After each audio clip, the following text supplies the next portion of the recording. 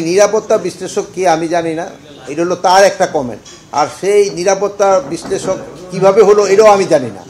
এখন আমাদের দেশে সবাই তো বিভিন্ন ধরনের বিশ্লেষক থাকে বিভিন্ন উপরে, কে কোথায় কোন কোয়ালিফিকেশনে কীভাবে হয়েছে তো আমি তো জানি না। যেহেতু আমি না জানলে ওনার ব্যাপারে তো আমি কিছু কমেন্ট করতে পারবো না। নির্বাচনের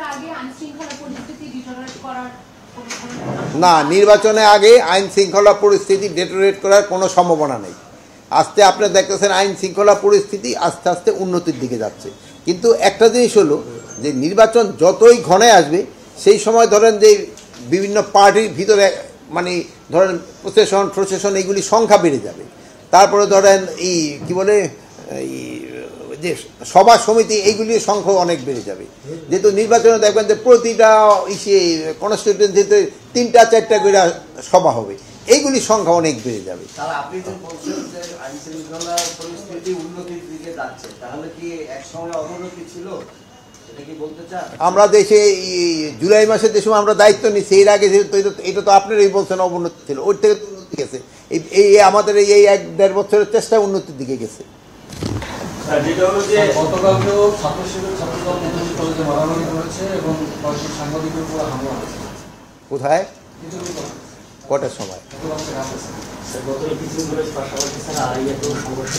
কটা রাত্রে? ও অবশ্যই এইগুলি পুরাটা আমরা এখন পর্যন্ত জানতে পারি না, জানলে আপনারা জানবো।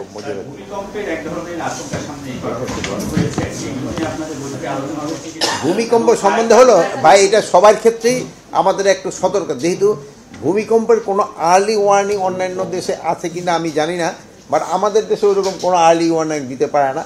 তবু কেউ কেউ বলতেছিল যে 10 সেকেন্ড আগে নাকি একটা ওয়ার্নিং দেয়।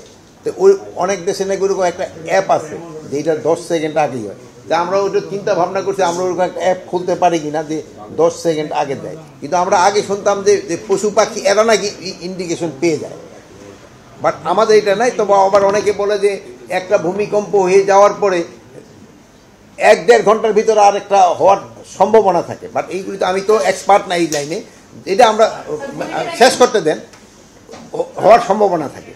বাট ওই 1-1.5 ঘন্টা পরে আবার এই সম্ভাবনাটা কমে যায়। কিন্তু আমাকেও তো দেখা গেল যে একটা হওয়ার পরে গতকালকে আবার ছোট আকারে হয়েছে। তো এইগুলি তো আমরা এক্সপার্ট না, এইগুলি আমরা নেক্সটবারে ওই হয়তো আবহাওয়া যারা আছে এই ব্যাপারে এক্সপার্ট তাদের সাথে কথা বলবো। আরেকটা দেশ হলো আমাদের সবাই যেসব বাড়ি ঘর তৈরি করি এগুলির সময় আমাদের একটু দেখতে হবে ওই যে বিল্ডিং কোডটা যেন মেনে চলা হয়। যদি বিল্ডিং কোড না মেনে চললে কিন্তু এই ভবিষ্যতে আরও অবস্থা খারাপ হওয়ার সম্ভাবনা।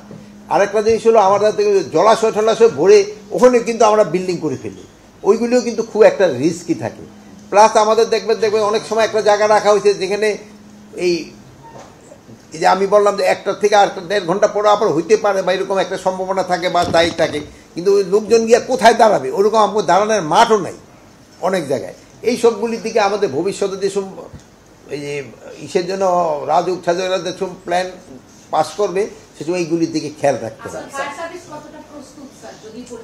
ফায়ার সার্ভিস আপনি মানে এখন এটা হলো পরিমাণের উপর নির্ভর করে। এই ছোটোখাটোগুলির যেমন প্রস্তুত আপনি দেখছেন ফায়ার সার্ভিস সাথে সাথেই কিন্তু রেসপন্স করছে। কিন্তু খোদা না করুক বড় ধরনের কিছু হলে কী ধরনের ওটা তো সেই সময় বোঝা যাবে। আর দোয়া করেন যেন বড় ধরনের কোনোটা যেন না হয়।